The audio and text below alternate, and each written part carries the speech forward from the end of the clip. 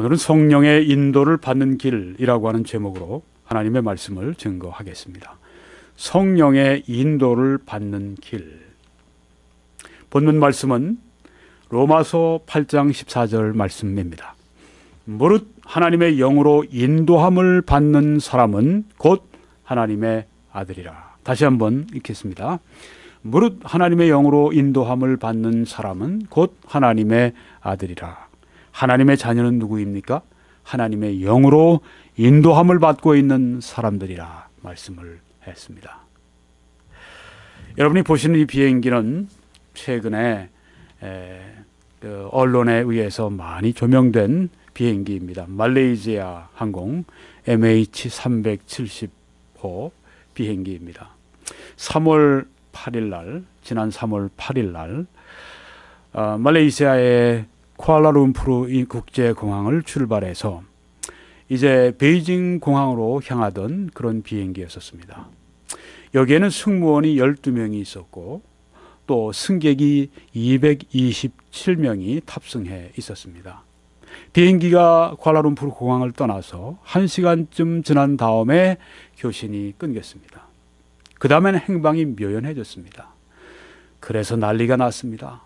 특별히 중국에 손님들이 많으니까 베이징에서 특별히 그 가족들로부터 우리가 언론을 통해서 보지 않았습니까? 이 비행기가 어디 갔는지 수일 동안 도무지 알 수가 없었습니다. 나중에 알려진 바에 의하면 비행기가 그 베트남 쪽을 향해 비행하다가 중간에 방향을 서쪽으로 틀어서 저쪽 인도양 쪽으로 향했다고 합니다. 네. 지금 이제 인도양의 아주 남쪽에 이쪽 호주 왼편에 원래 가려고 하던 그 목적지와는 정반대 방향에서 지금 잔해들이 동시다발적으로 계속 떠오르고 있습니다. 네, 그래서 그 지점에 인도양의 남해상에 추락한 것으로 보는 것이 지금 지배적인 견해입니다. 왜 그렇게 됐을까? 비행기 고장일 수도 있다. 혹은 테러리스트의 소행일 수도 있다. 혹은 기장의 문제일 수 있다. 이 세 가지 가운데 테러는 이제 제거했고요. 그 다음에 비행기 기체 고장일 수 있다 하는 것보다 더 지금 의심이 되는 것은 기장이 그때 제정신이 아니었다. 네. 가족들하고 이제 아내가 당신하고 더 안 살겠다 그러고 아이들 다 데리고 떠나고 그 다음날 이제 비행기에 올라서 이 비행기를 운전했는데 비행기가 뭐 47,000피트까지 막 이렇게 올라갔다가 뭐 12,000피트까지 내려가기도 하고 도무지 이 비행기의 그 고도에 갈 수 없는 높이, 갈 수 없는 그 낮은 위치로 그렇게 항해했다고 하는 것을 볼 때 무언가 대단히 그 운전하는 사람에게 문제가 있었다. 그렇게 보여집니다. 지금은 탑승객과 그 승무원 전원이 다 죽은 것으로 지금 알고 있습니다. 한 사람이라도 좀 구조가 됐으면 하는 마음이 누구에게나 있으리라 생각이 됩니다. 만약에 그 기장의 판단 오착으로 말미암아서 이런 일이 생겼다고 할 것 같으면 얼마나 참혹한 사실입니까?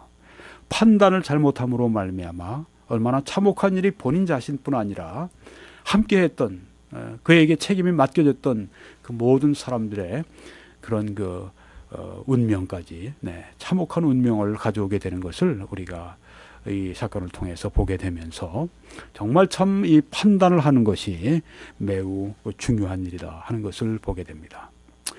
우리 그리스도인의 삶도 판단의 연속입니다.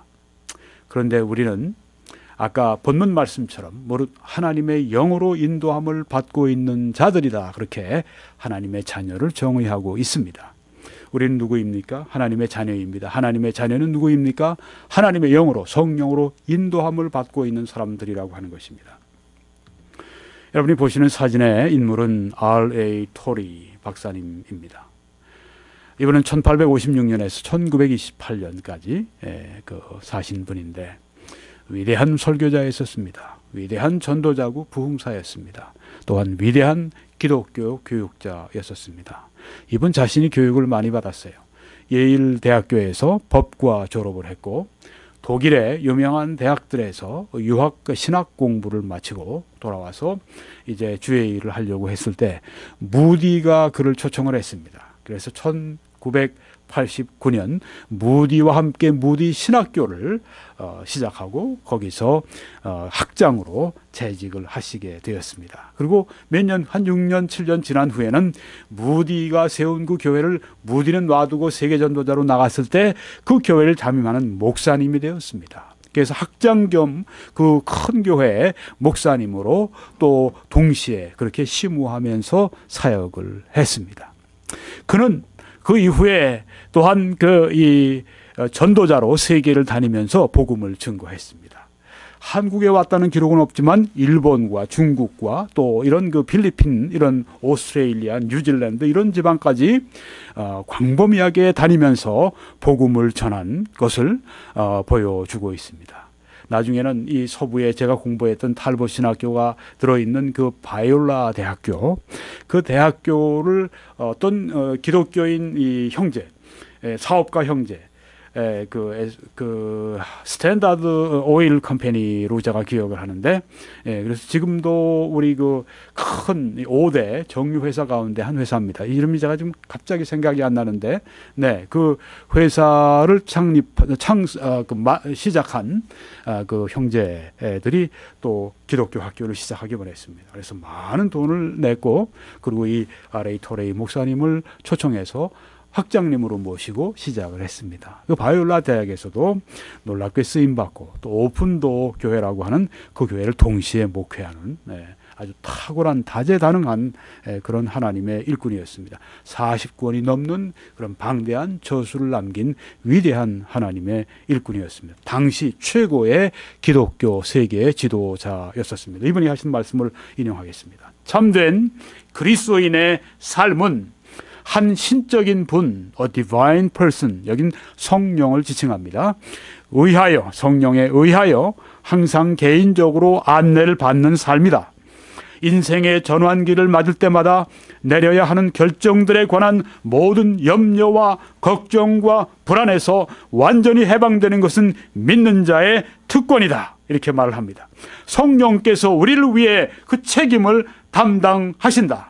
참된 그리스도인의 삶은 우리 외부에 있는 일련의 기나긴 규칙들에 의해 지배를 받는 삶이 아니라 참된 그리스도인의 삶은 우리 안에 항상 살아계신 분 성령에 의해 인도를 받는 삶이다. 그렇게 말씀을 했습니다. 여기 우리 이렇게 적었는데 제가 그 고의로 한 게 아닙니다. 실수로 한 것입니다. 이렇게 한번 실수를 남겨놓으면 이렇게 우리가 인터넷에 뜨게 되면 계속 보게 되는데요. 네, 강조하겠습니다. 우리 안에 항상 살아계신 분에 의해서 인도를 받는 삶이다 하는 것입니다. 얼마나 좋습니까? 항상 우리는 성령에 의해서 인도를 받는 삶을 산다고 하는 것입니다. 아까 그 말레이시아 항공 아주 참 그 슬픈 그 예를 하나 들어드렸는데, 미국에서 그런 일이 한 번 또 있었습니다. 비행기를 타고 가다가 부부가 타고 가는데 이제 공항에 얼마 멀지 않았는데 이 남편이 조종관을 잡고 있다가 심장마비 때문에 의식을 잃었어요. 근데 이 옆에 있는 부인은 한 번도 이 비행 조종관을 만져본 적이 없었습니다.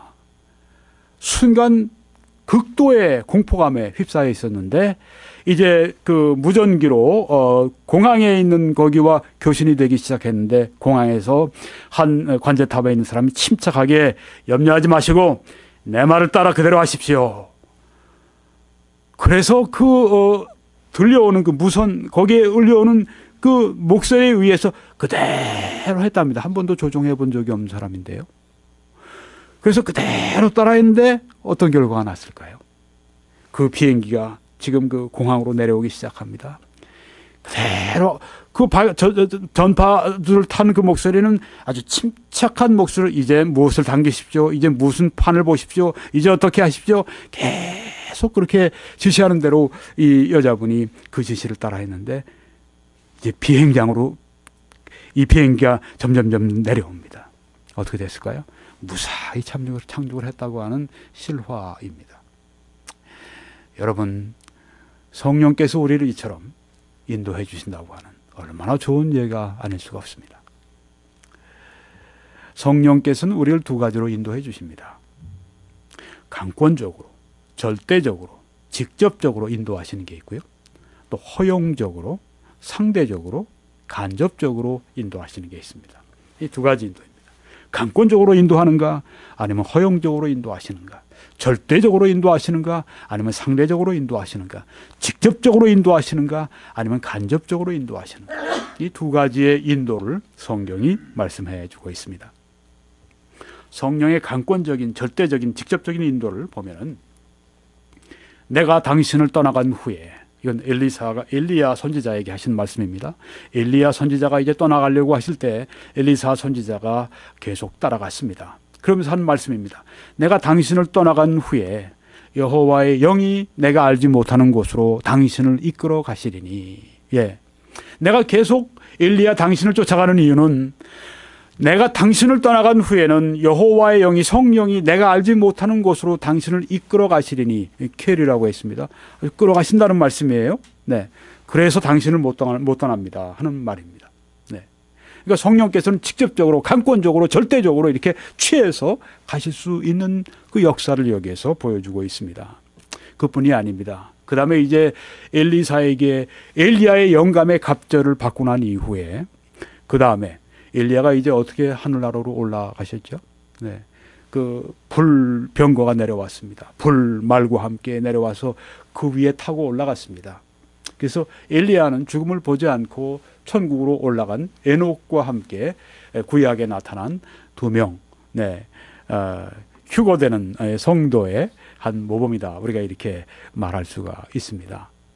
그런데 여기에 그 엘리사를 바라본 이 선지자 생도들이 하는 말입니다. 염려하건대 여호와의 성령이 그를, 엘리야를 지금 불병거 타고 지금 올라가신 분인데 그를 들고 가다가, 네, 불병거 태우고 가시다가 어느 산에나 어느 골짜기에 던지셨을까 하나이다. 네, 올라가다가 아마 성령께서 버리지 않으셨을까. 어느 산, 어느 골짜기를 찾아다니다 보면 시신을 우리가 수습할 수 있지 않겠습니까 하는 그런 이들의 상상이었습니다. 그러니까 엘리사가 그러지 마라 그랬습니다. 찾을 수 없다고. 천국으로 가셨거든요.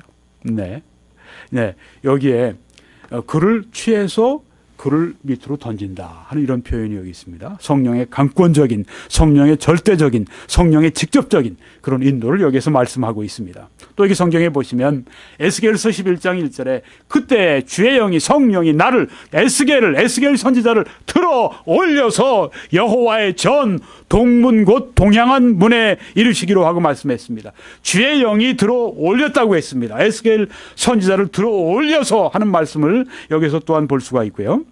또 에스겔 37장 1절에도 그의 영으로, 성령으로 나를 데리고 가서 골짜기 가운데 두셨다고 이렇게 또 표현을 하고 있습니다. 성령의 강권적인, 절대적인, 또한 직접적인 역사를 여기에 인도하심을 말씀하고 있습니다. 또 신약에도 있습니다. 신약에 보면은 사도행전 8장 39절에 둘이, 여기에서는 빌립과 또한 네시입니다. 에디오피아 네시가 이제 예루살렘에 갔다가 다시 자기 그 나라로 돌아갈 때 그때 술에 타서 거기서 읽고 있는 것이 이사야에 있는 말씀입니다. 이사야 53장을 읽고 있었습니다.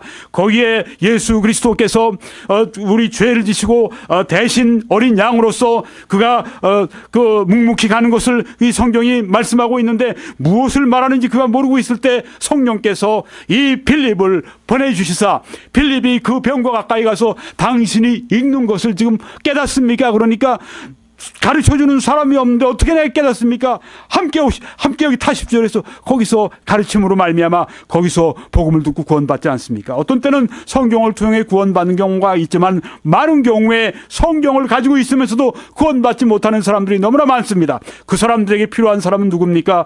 빌립과 같은 복음을 알고 있는 구원받은 성도, 구원받은 전도자가 필요하다고 하는 것입니다. 빌립은 일반 목사나 선교사나 이런 안수받은 우리와 같은 사람이 아닙니다. 아니었습니다. 빌립은 그 교회의 집사, 평신도 일꾼이었지만 하나님께서 이처럼 귀한 전도자로 사용하시는 것을 볼 수가 있습니다. 들여진 자를 쓰십니다. 여기 이제 그가 믿고 난 다음에, 에디오피아 내시가 믿고 난 다음에 이제 함께 둘이 이제 물에서 침례를 베풀고 난 다음에 올라올 때, 그때입니다. 올라올 때 주의 영이, 성령이 빌립을 이끌어갔다고 말씀을 했습니다. 빌립을 이끌어갔다. 네, 어디로 이끌어갔느냐? 여기 성경에 보니까 빌립은 아소도에 나타나, 네, 훨씬 먼 해안가 도시에 나타나 여러 성을 지나다니며 복음을 전하고 가이사랴에 이르니라. 계속 북쪽으로 지중해 연변을 따라서 지금 올라가는 빌립의 모습을 볼 수 있습니다. 여기에도 성령께서 그냥 빌립을 취해서 눈 깜짝할 사이에 그냥 옮기신 것을 볼 수 있습니다.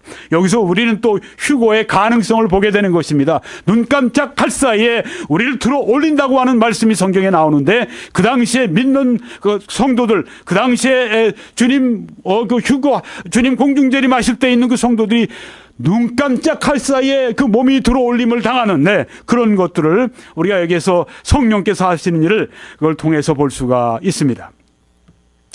또한 여기 성경에 보면 그뿐이 아닙니다. 요한계시록에도 보면 곧 성령으로 나를 데리고, 여기 나는 누굽니까? 요한입니다. 사도 요한입니다. 성령으로 사도 요한을 데리고 광야로 갔다고 말씀을 했습니다. 네, 이처럼 성령의 강권적인 인도함, 절대적인 인도함, 직접적인 인도함을 성경은 잘 설명해 주고 있습니다. 이제는 우리가 두 번째, 성령의 허용적인 인도하심, 상대적인 인도하심, 간접적인 인도하심에 대해서 생각해 보려고 하는 것입니다. 이사야서에 보게 되면 여호와께서 이르시되 이스라엘 사람들에게, 당시에 그 이스라엘 사람들에게 하신 말씀입니다. 이사야 시대 잃어버린 이스라엘 백성들에게 하신 말씀입니다. 패역한 자식들은 화 있을진저, 하나님이 얼마나 그들을 슬퍼하시는 줄 알 수가 있습니다. 그 백성들을 향해서 패역한 자식들은 화 있을진저, 그들이 계교를 베푸나 나로 말미암지 아니하며 맹약을 맺으나 어떤 계약을 맺지만은 나의 영으로 말미암지 아니하고 하고 말씀했습니다. 하나님의 성령으로 말미암아 인도를 받아서 저들이 어떤 그 약속을 하는 것이 아닙니다. 아마 이방 나라 국가들과 수교를 맺거나 어떤 약속을 맺고 그런 것을 말씀하는지 모르겠습니다. 약속을 맺는데 자기들의 지혜, 자기들의 생각, 자기들의 전략, 자기들의 또한 그 생각, 이런 것을, 상식 이런 걸 가지고, 여론 이런 걸 가지고 저희들이 약속을 맺지, 하나님의 영으로 말미암아 인도를 받아서 저들이 약속을 하지 않는다고 하는 것입니다. 그래서 죄를 더했다고 성경에 말씀을 하고 있습니다. 이것은 성령의 허용적인 인도하심을 여기 말씀하고 있는 것입니다. 네, 그들이 성령의 인도를 받지 않았다고 하는 것을 여기 볼 수 있습니다. 성령력이 강제적으로 사람들을 여기에서 인도하지 않으시는 걸 볼 수 있습니다. 저들의 그 마음에, 저들이 스스로 자원해서 그렇게 허용적으로 인도를 받는 걸 볼 수 있는데, 그 성령의 인도를 저희들이 받지 않는 것을 여기에 보여주고 있습니다. 그 다음에 신약의 성경에 보게 되면 그때 예수께서 성령에게 이끌려 마귀에게 시험을 받으러 광야로 가셨다고 말씀을 했습니다. 성령에게 이끌림을 받으셨다. 마귀에게 시험을 받으시기 위해서 광야로 가셨다. 예수님도 성령의 인도함을 받아갔다고 여기 성경에 말씀을 하고 있습니다. 누가복음에도 이렇게 기록했습니다. 예수께서 성령의 충만함을 입어 요단강에서 돌아오사 광야에서 40일 동안 성령에게 이끌리셨다고 말씀을 했습니다. 성령의 충만함 가운데 성령의 이끌림을 받았다, 성령의 인도를 받았다 하고 말씀을 했습니다. 아주 강력한 그런 이끌림을 말씀하고 있지만 예수님께서 친히 그 이끌림을 받고 가시는 것을 볼 수 있습니다. 즉 성령의 허용적인 인도하심을 여기서 우리가 볼 수가 있다고 하는 것입니다. 사도행전 13장 2절을 보니까 안디옥 교회에서 저들이 주를 섬겨 금식할 때 성령이 이르시되 내가 불러 시키는 일을 위하여 바나바와 사울을 따로 세우라 하니 성령께서 인도하셨습니다. 성령께서 말씀하셨습니다. 성령이 이 안디옥 교회가 어떤 일을 해야 할지를 가르쳐 주셨습니다. 그것은 앞으로의 세계 선교를 위해서 바나바와 사울을 따로 세워라, 선교사로 그들을 파송하기 위해 따로 세우라고 이렇게 인도함을 주십니다. 여기에 어떻습니까? 성령은 강권적인 인도하심이 아니라 허용적인 인도하심을 볼 수 있습니다. 왜? 그들로 하여금 하게 하라고 그들에게 맡기셨기 때문입니다. 이것은 또한 상대적인 인도함입니다. 왜? 이들은 그 하나님의 그 인도함에 저들이 상대적으로 반응하기 때문입니다. 또한 그들을 통해 성령께서 인도하시기 때문에 이것은 성령의 간접적인 인도하심에 속하는 것입니다. 또한 우리가 예루살렘에서 회의가 있었습니다. 그 사도 바울이 다니면서 오직 믿음으로 말미암는 의를 증거하니까 유대주의자들이 따라다니면서 모세 율법도 지켜야 구원받는다 이렇게 얘기를 했습니다. 그래서 예루살렘에 회의가 개최가 되지 않았습니까? 그래서 사도들이 다 모였습니다. 그리고 바나바와 또한 바울과 바나바도 함께 거기에 참석을 했습니다. 그리고 거기서 함께 기도하면서 이제 토론하고 많이 저들이 토론하고 기도하면서 이 문제를 정리하게 됐습니다. 그때의 모습입니다. 성령과 우리는 이 요긴한 것들 외에는 아무 짐도 너희에게 지우지 아니하는 것이 옳은 줄 알았노니 이렇게 말씀을 했습니다. 네, 모세 율법을 지키는 것 이것은 구원받는 것과 상관이 없다. 그렇지만 구원받은 너희들이 이방인들이 행하는 나쁜 습관을 너희들도 행하지 말라. 목매어 죽인 것 그거 먹으려고 하지 말고 이런 여러 몇 가지를 말씀해 주셨습니다. 구원과는 상관이 없어요. 오직 믿음으로 말미암아 의롭다함 받는다, 구원받는다고 하는 그 진리를 재천명을 한 것입니다. 그러면서 성령과 우리는 성령이 옳은 줄로 아셨다고 저들이 말을 합니다. 여기 영어 성경에 보니까 It seemed good to the Holy Spirit and to us. 이것이 우리가 볼 때 지금 우리가 결정하는 것이 성령이 기뻐하시는 것임을 우리가 알았다 그런 뜻입니다. 네. 또 그 다음에 보니까 이제 바울이 2차 선교 여행을 떠났습니다. 바나바를 이제 바나바와 함께 아니고 실라와 함께 떠납니다. 성령이 아시아에서 말씀을 전하지 못하게 하시거늘 여기 아시아는 오늘의 아시아가 아니라 그 당시 로마 속령의 아시아입니다. 거기는 터키의 서부 지방에 거기에는 많은 해안 도시들이 있고 번성하는 도시, 유럽과 교류하면서 또 이 아프리카와 교류하면서 굉장히 부를 많이 축적해서 또 많은 사람이 살고 있는 터키의 그 서남 쪽에 있는 도시들을 말하는데요. 네, 그 아시아에서 말씀을 전하지 못하게 하셨습니다. 이상하죠. 성령께서 왜 그렇게 하셨을까? 정말 전략적으로 볼 때는 1차는 이 터키의 남부 지방 그리고 동남부 지방을 거기에만 했기 때문에 2차는 이제 거기에 가서 쪽 지방에 가서 인구가 많은 곳에 복음화 시켜야 되는 것이 당연히 논리적으로 맞는데 그래서 사도와 그 일행들이 그리로 가기를 참으로 원했는데 성령은 거기를 가기를 원치 않으셨습니다. 막으셨습니다. 여기 성령께서 또 여기에 역사하시는 것을 우리가 보게 됩니다. 인도하시는 것을 보게 됩니다. 때로 막으시는 것도 성령의 일이십니다. 가라고 하시는 것도 성령의 일이시지만 막으시는 것도 여기 성령의 일인 것을 보게 됩니다. 어떻게 막으셨는지 모르겠어요. 네, 어떤 귀에 들리게 말씀하셨는지 아니면 마음에 하나님의 음성을 분명히 듣게 하셨는지 아니면 그리로 가려고 그러는데 뭔가 두려움이 있고 거기 가면 안 되겠다, 거기 가면 하나님의 역사가 있지 않을 것 같다는 그런 어떤 느낌을 받게 되었는지 우리는 모릅니다. 혹은 어떤 환경 때문에 그랬는지 하여튼 여기에서 성령이 아시아에서 말씀을 전하지 못하도록 막으시고 그리함으로 말미암아 그들을 인도하셔서 그들이 부르기아 길리기아 땅으로 다녀갔다고 해요. 부르기아 땅은 터키의 북쪽 땅 그쪽으로 지금 그들이 올라가는 것을 보게 됩니다. 왜? 서쪽을 막으시니까 어떻게 됐습니까? 자연이 막히지 않은 곳으로 인도를 받고 그들은 올라가는 것입니다. 이제는 그들이 올라가서 이제는 부르기아 터키의 이제는 부르기아 북부 지방에 복음을 전해야지 그들이 그렇게 생각을 하는 것은 당연합니다. 그렇죠? 네. 그런데 어떻게 됐습니까? 무시아 앞에 이르러 비두니아로 가고자 애쓰되 북쪽 지방으로 가서 복음을 전하려고 애를 썼지만 예수의 영이 허락하지 아니하시는지라 또 막으셨습니다. The Spirit did not permit. 허용하지를 않으셨습니다. 막으심으로 또한 인도하시는 것을 볼 수가 있습니다. 막으셨습니다. 어떻게 막으셨는지 아까 말씀드린 아마 그런 그 내용들로 막으셨으리라 생각이 되는데요. 그러니까 터키의 북쪽 지방에도 복음을 못 전해. 그럼 어떡합니까? 서쪽으로도 못 가, 북쪽으로도 못 가. 그러니까 북쪽으로 올라가다가 또 서쪽으로 또 진행을 했는데 그 다음에 드로아에 이르렀을 때 거기에서 마게도니아인 환상이 보이고 그 다음에 그들은 유럽 행으로 복음을 전하러 가게 되는 것을 보게 됩니다. 이게 성령의 인도하시는 것을 여기에 또 우리가 보게 됩니다. 또한 사도 바울은 이제 3차 선교 여행을 마친 후에 예루살렘으로 향하기를 원했습니다. 이때 여기에 한 말씀입니다. 보라, 이제 나는 성령에 매어 예루살렘으로 가는데 거기서 무슨 일을 당하는지 알지 못하노라. 네. 성령에 지금 강권적으로 매임을 받아서 지금 가고 있다고 하는 말씀입니다. 네.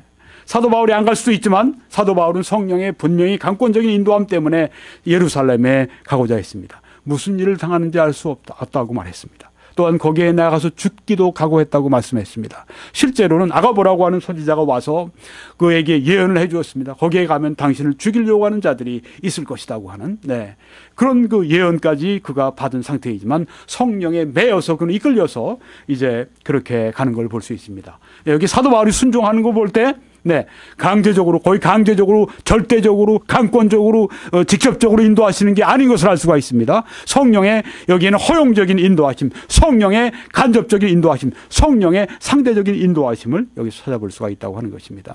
오직 성령이 각성해서 내게 증언하여 결박과 환난이 나를 기다린다 하시나, 네, 알고 있었습니다. 성령이 각성해서, 아가보뿐 아닙니다. 각성해 갈 때마다 내게 증언하셨다고 했습니다. 성령이 말씀하셨다, testify, 성령이 여기에 또 경고하셨다, warns, 이런 말을 이 영어 성경은 이렇게 서로 영어 번역본들이 그렇게 이 원어를 번역하고 있습니다. 성령이 그 경고하고 있었습니다. 성령이 말씀하고 있었습니다. 내가 가게 되면 결박이 기다릴 것이다. 예루살렘에 가면 환난이 기다릴 것이다. 그렇게 그에게 말씀해 주셨기 때문에 사도 바울은 알고 있었습니다. 성령의 인도를 이처럼 또한 그는 받고 있었던 것입니다.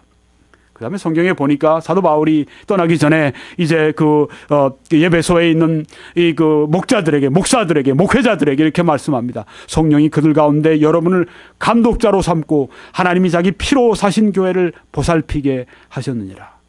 성령이 당신들을 목사로 세운 것입니다. 성령이 당신을 교회 감독자로 세운 것입니다. 성령이 인도하셔서 그렇게 세우셨다고 말씀하고 있습니다. 성령의 인도를 여기서 또 우리가 찾아보게 됩니다. 또한 우리는 갈라디아 5장 16절에 들어가게 되면 이런 말씀이 있습니다. 너희는 성령을 따라 행하라. 그리하면 육체의 욕심을 이루지 아니하리라. 어떻게 우리가 육신, 내 안에 있는 죄성의 욕심을 따라 살지 않는가? 성령을 쫓아 행할 때, 성령을 따라 행할 때, walk in the spirit, 행한다고 하는 것은 우리의 삶을 살아가는 모습을 말합니다. 우리의 행동하는 것을 말합니다. 성령을 따라 행하라. 성령의 인도를 따라 행하라. 그리하면 육체의 욕심을 이루지 아니하리라. 여기 육체의 욕심이라고 하는 말은 우리 안에 있는 죄의 성품 육신을 말하는 것입니다. 육체가 아니에요. 네. 우리 안에는 죄의 성품을 말하는 것입니다. 로마서 8장 4절에도 같은 의미의 말씀이 있습니다. 육신을 따르지 않고 그 영을 따라 행하는 우리에게 율법의 요구가 이루어지게 하려 하심이라. 좀 전에는 육신의 욕심을 따르지 않는다. 여기에서는 율법의 요구가 이루어진다. 하나님의 법의 요구를, 그 높은 요구를 우리가 이룰 수 있다. 어떻게 해요? 육신을 따르지 않고 하나님의 성령을 따라 행할 때 그렇게 가능하다고 말씀했습니다. 여기 이 말씀은 어때요? 우리가 성령을 따라 행하지 않고 육신을 따라 행할 수 있습니다. 즉 상대적인 것입니다. 즉 강제적이 아니라 이것은 허용적인 것입니다. 또한 이건 직접적인 것이 아니라 우리를 통해 간접적으로 성령이 인도하시는 그 역사를 말하고 있는 것입니다. 이 말씀에도 너희가 만일 성령의 인도하시는 바가 되면 율법 아래에 있지 아니하리라. 우리 성령을 따라 행하면 율법의 요구를 이룰 수 있다고 말씀했습니다. 어떻게 우리가 하나님을 기쁘시게 하는가? 우리가 어떻게 하나님의 말씀을 따라 행할 수 있는가? 어떻게 순종하며 하나님을 기쁘시게 하며 살아갈 수 있는가? 그것은 우리의 능력이 아니라 바로 성령을 따라 행할 때, 성령의 충만함 가운데, 성령의 능력 가운데 행할 때, 성령의 인도를 받아 살아갈 때, 그때에만 하나님을 기쁘시게 하는 그 율법의 요구를 이루는 성령의 사람들로서 살아갈 수가 있다고 하는 것입니다. 그러면 이제 우리가 성령의 두 가지 인도하심을 배웠고요. 그럼 어떻게 성령의 인도를 우리가 따라서 살아갈 수 있는가? 조건을 우리가 생각해보고 마치려고 합니다. 4가지 단어입니다. 순종, 믿음, 기도, 성경, 이 4가지입니다. 성령의 인도를 받기 위해서 첫째, 우리는 전적으로 순종해야 됩니다. 아주 완전한 순종을 해야 합니다. 영적인 거인들이 하시는 그 말씀들을 들어보면 책에서나 이런 데 공통적인 이야기가 있습니다. Absolute surrender. 네, 이런 말을 많이 씁니다. 절대적인 복종입니다. 성령께 절대적으로 순종해야 됩니다. 그래야 성령의 인도를 받을 수 있습니다. 하나님은 절대적으로 순종하는 자녀들을 원하십니다. 왜요? 하나님은 절대자이시기 때문입니다. 하나님의 지혜는 한이 없고 하나님의 능력에는 한이 없고 하나님의 사랑에는 한이 없습니다. 하나님은 그 하나님의 본성을 가지고 우리를 인도하십니다. 그래서 우리에게 절대적 순종을 요구하십니다. 그래서 우리는 성령의 인도를 받기 위해 절대적으로 순종해야 됩니다. 여기 성경에 너희는 성령을 따라 행하라. 성령의 절대적으로 복종하고 그 성령의 절대적으로 따라 행할 때 우리는 육체의 욕심을 이루지 않을 것이라고 했습니다. 네, 순종이 여기 나와 있죠. 네, 순종해야 됩니다. 어떤 그리스도인들이 순종하는가? 어떤 그리스도인들이 이 육신의 욕심을 이루지 아니고 율법의 요구를 이룰 수 있는가? 순종하는 그리스도인들입니다. 성령을 따라 행하는 순종하는 그리스도인들에게만 가능합니다. 아직도 내가 살아있으면 승리하는 삶은 요원합니다. 정말 옛사람은 그리스도와 함께 죽었고 이제는 내가 사는 것이 아니요 오직 내 안에 그리스도가 사는 것이라. 이제 내가 육체 가운데 사는 것은 나를 사랑하사 나를 위하여 자기 몸을 버리신 하나님의 아들을 믿는 믿음 안에 사는 것이라. 이렇게 고백하는 사도 바울의 신앙이 없으면 그와 같은 신앙의 길을 따라갈 수가 없다고 하는 것입니다. 절대적인 순종, 성령께 절대적으로 복종하는 것. 내가 성령께 복종하게 되면 하나님이 나를 선교사로 부르실지 몰라. 하나님이 나를 선교사로 불러서 저 아프리카에 저 아주 밀림지대에 살기 어려운 아주 더운 그 말라리아가 많은 습한 그런 곳으로 날 야만인들이 있는 문명 문화가 뒤떨어진 그런 곳으로 나를 보내실지 몰라. 난 그래서 하나님께 순종하지 않으려고 해. 얼마나 어리석은 행동입니까? 하나님께 전적으로 순종한다고 해서 다 사람들을 선교사로 만들지는 않습니다. 네. 그 사람들은 소수로 하나님이 구별해서 세우십니다. 우리가 하나님께 전적으로 순종할 때 거기에 승리가 있습니다. 거기에 축복이 있습니다. 거기에 번영이 있습니다.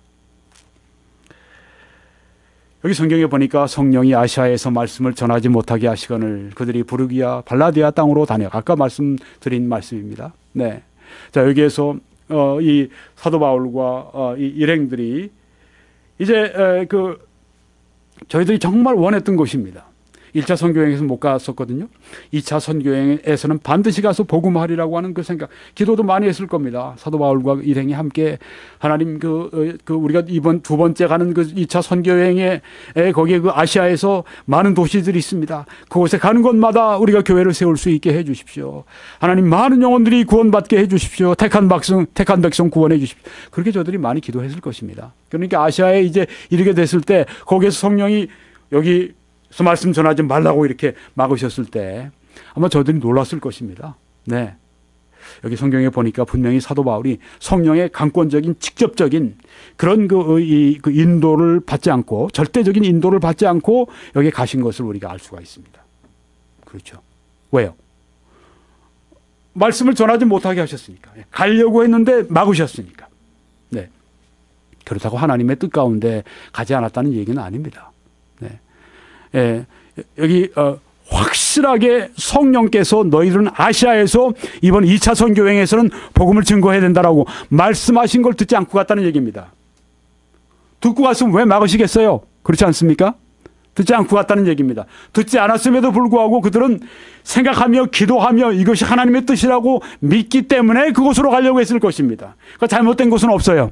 직접적인 인도를 그들이 받지 않았다고 잘못된 것은 없습니다. 그들은 하나님의 인도를 받았다고 생각하고 기도하면서 논리적으로 거기는 그들이 복음을 전해야 될 두 번째 2차 선교여행의 아주 중요한 그런 전략상의 선교지라고 그들은 생각하고 갔을 때 성령이 딱 막으셨습니다. 그들이 참 놀랐을 거예요. 하나님 왜 여기를 막으셨을까? 우리가 성령의 잘못 인도를 받고 있는 것은 아닐까? 아마 그들이 서로 그렇게 얘기를 했을지 모릅니다. 그렇지만 바울이 누굽니까? 성령의 인도함을 받았던 분이 아닙니까? 딱 성령께서 분명히 말씀하기 시작하니까 아니다, 가자. 순종하면서 북쪽으로 올라가지 않습니까? 그들이 가졌던 모든 꿈, 그들이 가졌던 모든 소망, 그들이 가졌던 모든 계획, 전략, 이 모든 그들의 준비가 다 헛수고가 되지만은 성령이 막으시면 그냥 그 길을 따라서 순종하면서 가는 아름다운 순종의 모습을 여기 보지 않으십니까? 만약에 사도 바울이 여기 성령의 인도하심을 무시하고 그냥 아시아에서 복음을 전했으면 약간의 열매가 있었을지 아니면 전혀 열매를 거두지 못했을지 모르겠습니다만은 그는 더 큰 열매를 놓쳤습니다. 왜? 그는 이 일로 말미암아 유럽에서 복음을 증거하게 되고 유럽에 이제는 2차 선교행에서 유럽에서 열매를 맺고 돌아오게 되면서 이제 결국은 점진적으로 본인이 가서 복음을 전하기도 전에 이제 선교사들이 가서 복음을 전하면서 그 지역이 복음화되는 것을 보게 되는 것입니다. 결국은 하나님께서 그리로 그 발길을 인도하십니다. 네. 또 무시아 앞에 이르러 비두니아로 가고자 했을 때 예수의 영이 허락지 아니하시는지라. 네, 우리 지금 이 말씀의 한 부분입니다. 성령의 인도를 받기 위한 두 번째 조건은 믿음입니다. 믿음. 여기 안디옥 교회가 어떻게 했습니까? 믿음을 가지고 하나님을 예배하고 금식했습니다. 주를 섬겨 금식할 때 금식했습니다. 오 하나님 우리를 인도해 주십시오. 오 하나님 이 안디옥에 있는 그 택한 백성들을 구원하시는데 저희들을 사용해 주십시오. 아버지 그뿐이 아닙니다. 아마 그 안디옥에는 국제적인 도시니까 거기는 국제적인 항구 도시니까 여러 거기 이 안디옥 교회를 보게 되면 국제적인 그런 사람들로 성도들이 이루어져 있는 것을 보게 됩니다. 구레네에서 온 사람들도 있고 리비아 사람들입니다. 또 여러 군데에서 온 사람들이 있습니다. 그래서 이 아프리카에 온 사람들도 있습니다. 또 유럽에서 온 사람들도 있습니다. 이스라엘 사람들도 있습니다. 함께 저들이 모여 있을 때 이제 저들의 마음 국제적인 그런 그 선교에 대해서 마음을 품게 되었을 것입니다. 국제적으로 온 이 사람들이 아프리카에서 온 사람들은 여기서 구원받고 난 다음에 어떻게 하면 우리 고향에도 복음을 전할까? 유럽에서 온 사람들은 어떻게 하면 우리 유럽에서도 복음을 전할까? 아마 그런 마음을 가지고 저들이 하나님이 어떻게 하면 좋습니까? 어떻게 하면 이 복음을 이 해외로 가져갈 수 있습니까? 하나님이 어떻게 저들이 그래서 진지한 마음으로 금식하면서 저들이 기도하고 그렇게 하나님을 섬길 때 그때 성령이 이르시되 성령이 그들에게 말씀하십니다. 저들이 믿음을 가지고 하나님을 신뢰하고 성령을 신뢰할 때 내가 불러시키는 일을 위하여 바나바와 사울을 따로 세우라. 그래서 저들이 최초의 해외 선교사로서 이제는 바다를 건너서 복음을 전하기 위해 나아가는 것을 우리가 볼 수 있지 않습니까? 왜 안디옥 교회가 쓰임 받았습니까? 하나님의 주권적인 섭리 가운데 그들은 하나님 앞에 저들이 섬기며 금식하며 성령의 인도함을 구하며 성령을 저들이 전적으로 바라보고 성령을 향했습니다. 그때 성령이 저들에게 말씀하시기 시작했습니다. 우리가 어떻게 성령의 인도를 받습니까? 성령이여 제가 여기 있습니다. 성령의 인도를 받기 원합니다. 성령께서 우리 인도해 주십시오. 때로는 우리가 금식하고 때로는 예배하며 함께 모여서 의논도 하며 성령의 인도를 구하는 마음을 활짝 열어놓으실 때 성령께서 말씀하시고 놀라운 기독교 사상 최초의 해외 선교사 그 가운데 가장 뛰어난 바나바와 바울을 이렇게 파송해서 하나님의 일이 놀랍게 지중해 마치 이 불길이 요원의 불길처럼 퍼져나가는 것처럼 선교의 불길이 이 복음 증거의 불길이 교회 설립의 불길이 부흥의 불길이 퍼져나가게 했다고 하는 것입니다. 왜요? 안디옥 교회가 주를 섬겨 금식하며 성령을 바라봤기 때문에 성령께 저들이 의지했기 때문에 그렇게 역사하신 것입니다. 여기 성경에 보니까 우리가 아까 봤던 말씀입니다. 예루살렘 회의할 때 저들이 어떻게 했습니까? 함께 모였습니다. 함께 저들이 이 문제를 놓고 같이 기도했습니다. 함께 의논했습니다. 사도들이 다 모였습니다. 바울과 바나바도 모였습니다. 유대 주자들도 모였습니다. 함께 저들이 그렇게 성령을 의지하고 성령을 바라보고 저들이 어떻게 하면 이 문제를 종결지어서 교회가 분열되지 않고 교회가 하나가 되고 교회가 한 메시지를 가지고 이 세상의 복음을 증거할 수 있습니까? 하고 저들이 함께 모여 그렇게 아름다운 미팅을 하고 있을 때 그때 결정을 주신 것입니다. 그래서 우리가 결정했다고 하지 않고 먼저 성령과 우리라고 했습니다. 성령과 우리 함께 그렇게 했다고 하는 것입니다. 저들이 성령을 바라봤을 때 성령이 그 회의 가운데 인도자가 되셔서 놀라운 열매를 거두게 해 주셨습니다. 여기 성경에 보니까 세 번째 어떻게 성령의 인도를 우리가 받을 수 있는가? 조건은 세 번째는 기도입니다. 기도해야 됩니다. 기도해야 됩니다. 여기 우리가 읽은 말씀입니다. 주를 섬겨 금식할 때 저들은 금식할 때 뭐 합니까? 기도합니다. 기도하는 것입니다. 성령의 인도를 간절히 구하는 기도를 하는 것입니다. 그때 인도해 주셨습니다. 여기 성경에 보니까 너희 중에 누구든지 지혜가 부족하거든 하나님의 지혜가 부족하거든 모든 사람에게 후히 주시고 꾸짖지 아니하시는 하나님께 구하라 그리하면 주시리라 말씀을 했습니다. 하나님의 지혜, 하나님의 인도 구하면 주시겠다고 말씀해 주신 것입니다. 그래서 우리는 성령의 인도를 받기 위해서 우리도 안디옥 교회 성도들처럼 때로 금식하면서 기도해야 됩니다. 이렇게 그 하나님의 음성을 들었다고 하는 사람들을 보게 되면 많은 경우에 저들이 하나님 앞에 간절히 기도하고 있을 때 그 음성을 듣는 경우를 많이 볼 수가 있습니다. 여러분, 하나님의 음성을 들을 때까지, 성령의 음성을 들을 때까지, 여기 지금 안디옥 교회 성도들이 주를 섬겨 금식할 때 성령께서 이루시되 하는 그 성령의 음성이 들리실 때까지 우리도 함께 기도하고, 우리도 함께 금식하고, 개인적으로 기도하고, 개인적으로 금식하면서 우리가 성령의 음성을 들을 때까지 기도해야 할 줄 믿습니다. 마지막으로 성령의 인도를 위한 조건 네 번째는 성경입니다. 하나님의 말씀입니다. 이 모든 성경은 하나님의 감동으로 되었다고 말씀했습니다. 또한 성경의 모든 예언은 사람이 스스로 한 것이 아니라 오직 성령의 감동하심을 입은 사람들이 하나님께 받아 말했다고 말씀했습니다. 이것은 성령의 작품입니다. 성령의 저작입니다. 사람들을 통해서, 이 사람들을 하나의 그릇으로 쓰셔서, 사람들을 하나의 펜으로 쓰셔서 성령께서 우리에게 주신 것입니다. 그러므로 이것은 여기 사도 바울의 서신이라고 얘기할 수도 있지만 이것은 성령이 사도 바울을 통해 주신, 교회들에 주신 서신이라고 우리가 얘기해야 가장 정확한 것입니다. 여러분, 어떻게 우리가 성령의 인도를 받습니까? 성령의 책을 볼 때 성령의 인도를 받는 것입니다. 우리는 이 성경 말씀과 많은 시간을 보내게 될 때 우리는 성령의 인도를 받게 된다고 하는 것입니다.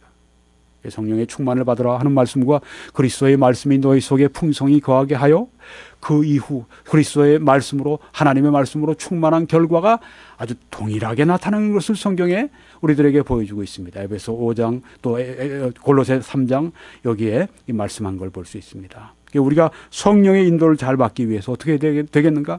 하나님의 말씀을 읽고, 하나님의 말씀을 묵상하고, 하나님 말씀을 공부하고, 하나님 말씀을 듣고, 하나님 말씀을 자꾸 봐야 됩니다. 우리 교회 이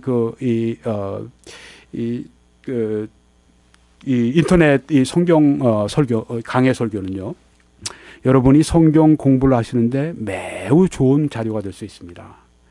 왜냐하면 제가 여러분에게 설교할 때는 뭐 어떤 예를 많이 들어서 감동시키고 그렇게 해서 여러분들로 하여금 여러분의 어떤 감정을 자극하고 여러분의 의지를 이렇게 자극해서 여러분 행동하도록 만드는데 제 그런 그 목표를 두지는 않습니다.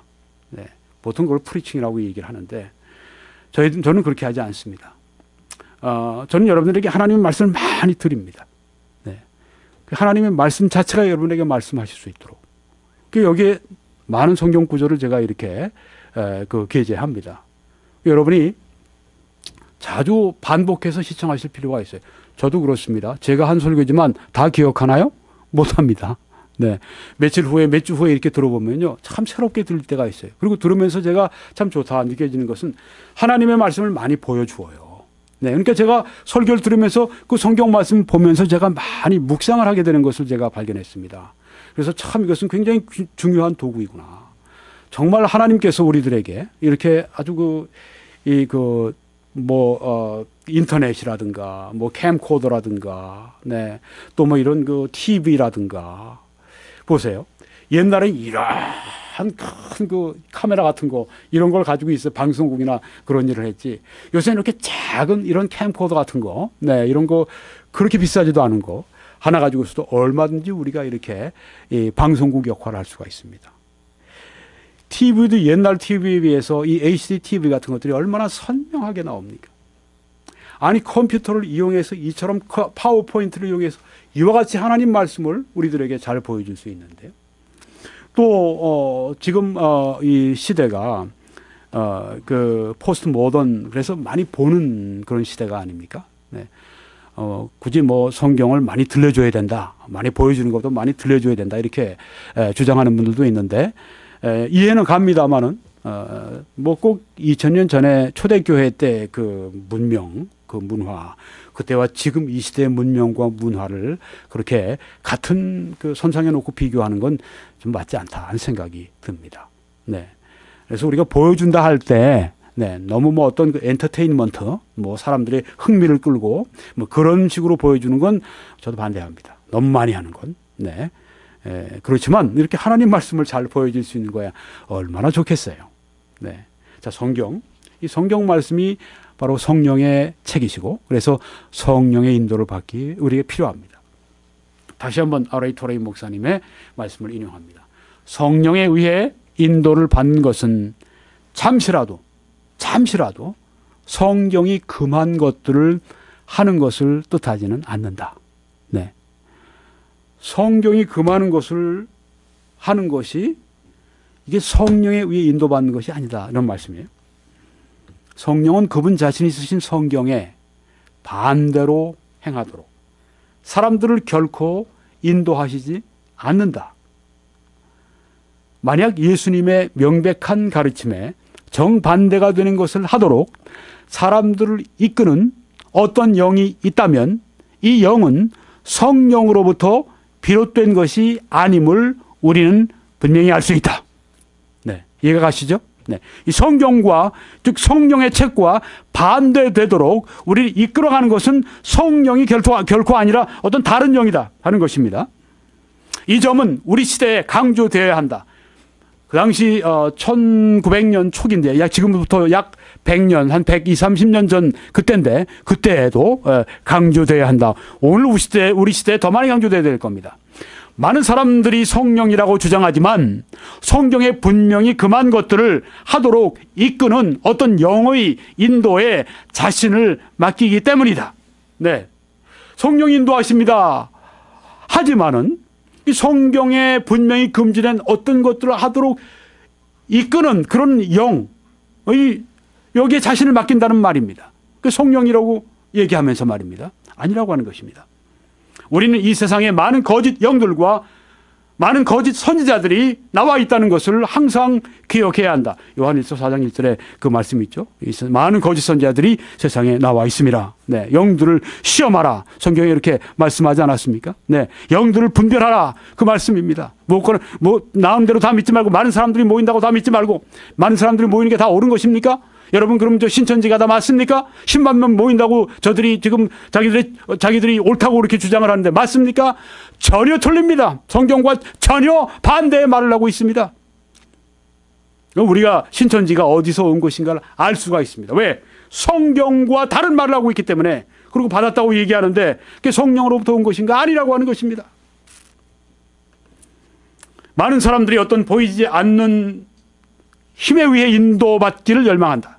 보이지 않는 어떤 힘에 의해서 인도받기를 열망하기 때문에 갈망하기 때문에 자신들의 삶의 행함을 어떤 영적 영향력이나 보이지 않는 존재에 기꺼이 굴복하려고 합니다. 네, 사람들이 그냥 무언가 이렇게 보이지 않는 어떤 힘에 의해서 인도받고 싶어 해요. 그러니까 무엇인지 분별하지 않고 그냥 굴복하려고 한다고 하는 것입니다. 이렇게 함으로 그들은 자신들의 삶을 악령의 사악한 영향력에 완전히 파멸하기까지 열어주어서 그들의 삶을 멸망에 이르게 한다. 이렇게 경고의 말씀을 하셨습니다. 그리고 두 가지 그 경우를 예로 들어 말씀했는데 그 예를 들어 말씀한 것을 제가 말씀드리고 마치려고 합니다. 하나는 재혼의 문제고 또 하나는 방언에 관한 문제입니다. 아는 분인데 토레이 목사님께 와서 이렇게 얘기했답니다. 결혼을 하려고 합니다. 토레이 목사님 무슨 말씀입니까? 당신은 지금 결혼한 사람이 무슨 결혼을 합니까? 네. 그러니까 그분이 하는 얘기가 지금 오래 같이 살질 않았습니다. 네, 그렇게 얘기를 하더랍니다. 무슨 말씀입니까? 그래도 여전히 당신 분이고 그렇게 오래 같이 살지 않은 이유는 내가 볼 때는 당신이 진짜 문제인데요. 그래서 같이 살지를 않고 있는데요. 근데 그분이 하는 얘기가 성령께서 내 새로 만난 그 여자와 서로 사랑하는 마음 주셔서 서로 결혼하도록 그렇게 인도해 주셨습니다. 그때 이 토레이 목사님이 정색을 하고 이렇게 경고를 했다고 합니다. 당신은 지금 거짓말을 하고 있습니다. 당신은 블레스퍼미, 당신은 지금 신성 모독을 하고 있습니다. 그렇게 말씀하면서 성령은 하나님의 말씀에 성령의 책에 성경 말씀에 기록된 말씀과 정반대대로 행하도록 그렇게 결코 인도하지 않습니다. 그러면서 이 말씀을 말씀했습니다. 무릇 자기 아내를 버리고 다른 데 장가 드는 자도 가늠함이요 무릇 버림당한 여자에게 장가 드는 자도 가늠함이니라. 분명히 이렇게 말씀을 했습니다. 성경에 재혼하는 그 세 가지 근거가 있습니다. 첫째는 사별했을 때, 또 하나는 믿지 않는 남편이나 아내가 그 그리스도인 아내나 남편을 버렸을 때, 네. 또 한 경우는 그리스도인 이 남편이나 아내가 성실하지 못할 때, 네. 이 부도덕한 삶을 계속 살아갈 때, 네. 그럴 때는 이혼할 수 있다고 말씀했습니다. 네. 그때도 부도덕한 삶을 살아갈지라도 금방 이혼할 걸 성경에 권장하지는 않습니다. 네.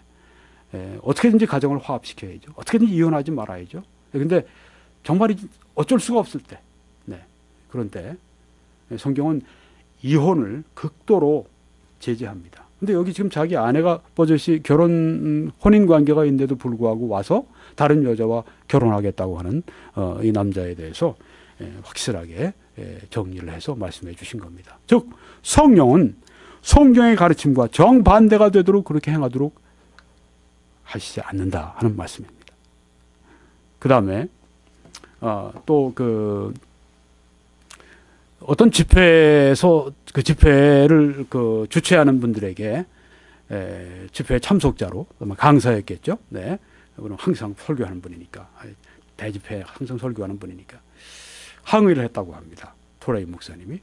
왜 항의를 했는가 하면 그 집회 한 집회뿐 아니라 계속 1년의 집회가 계속 진행되는데 거기에 방언하는 사람들이 있는데 방언을 여러 사람들이 동시에 막 함께 그 집회에서 하고 있다고 하는 것입니다.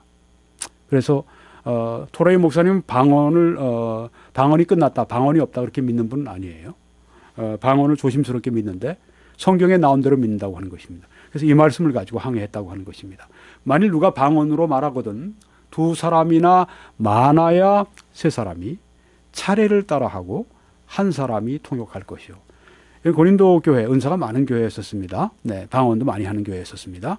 그 교회에서 지금 그 예배 중에 어떻게 공적인 집회 가운데 어떻게 이 방언 문제를 다뤄야 되는가를 이미 성경에 성령께서 기록해 주셨다고 하는 것입니다. 만일 누가 방언으로 말하려면 두 사람이나 많아야 세 사람이, 그것도 이 사람 저 사람 저쪽에서 막 방언 이쪽 막 이런 게 아니라 차례를 따라서 하라고 했습니다. 그리고 통역을 하라. 한 사람이 통역하라. 네. 방언 하는데 뭘 말하는지 무슨 말인지 모르겠잖아요. 통역을 하라. 뜻이 무엇인지 알아듣게 하라. 1만 마디 방언 말하는 것보다 알아듣는 말 5마디로 말하는 게 훨씬 낫다. 이렇게 성경에 나와 있지 않습니까? 이 말씀 때문에 네, 이 토레이 박사님이 항의를 했다고 하는 말씀을 그 책에 기록한 것을 보았습니다. 성령의 인도함은 성경 말씀과 이렇게 정반대로 우리를 인도하시지 않는다는 것입니다. 근데 그 지도자들이 하는 얘기가 이랬대요. 토레이 목사님한테. 성령이 인도하시는 걸 어떻게 합니까? 토레이 목사님이 하신 말씀이 성령이 성경 말씀과 반대가 되도록 그렇게 인도하신다는 말입니까? 네, 맞는 말씀이죠. 네, 우리 이 책을 잘 알고 있어야 됩니다. 왜요?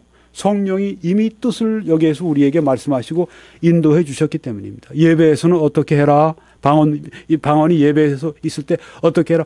우리에게 딱 규칙을 주셨습니다. 인도함을 여기에 주신 것입니다. 이 책대로 해야 된다고 하는 것입니다. 오늘날 그렇게 하지 않는 사람들이 참 많이 있죠. 네. 정리하겠습니다. 여기 또 한 말씀 더 있습니다. 만일 통역하는 자가 없으면 어떻게 해요? 교회에서는 잠잠하라. 네. 자기와 하나님께 말할 것이요. 개인적으로 하란 말입니다. 네. 정리하고 마치겠습니다. 성령은 두 가지로 인도하십니다. 강권적으로, 절대적으로, 직접적으로 인도하시기도 하고요. 네, 대부분 경우에 허용적으로, 상대적으로, 간접적으로 인도하십니다. 그래서 우리는 성령의 인도를 받기 위해서 순종해야 됩니다. Absolute surrender. 하나님께 아주 전적으로 순종해야 됩니다. 절대적으로 순종해야 됩니다.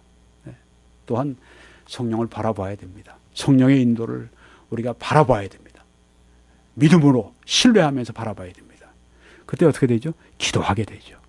성령의 인도를 위해서 간절히 기도하는 것입니다. 구하라 그러면 주시리라. 네. 그리고 성경을 통해서 우리가 성령의 인도를 받아야 합니다. 성경을 우리가 많이 봐야 될 이유가 여기 있습니다. 왜? 그 성령의 인도가 우리 마음에 새겨져서 어떤 일이 탁 직면했을 때 내 안에서 성령의 인도가 이 말씀을 통해 탁 체가닥 나에게 생각이 날 수 있도록. 네.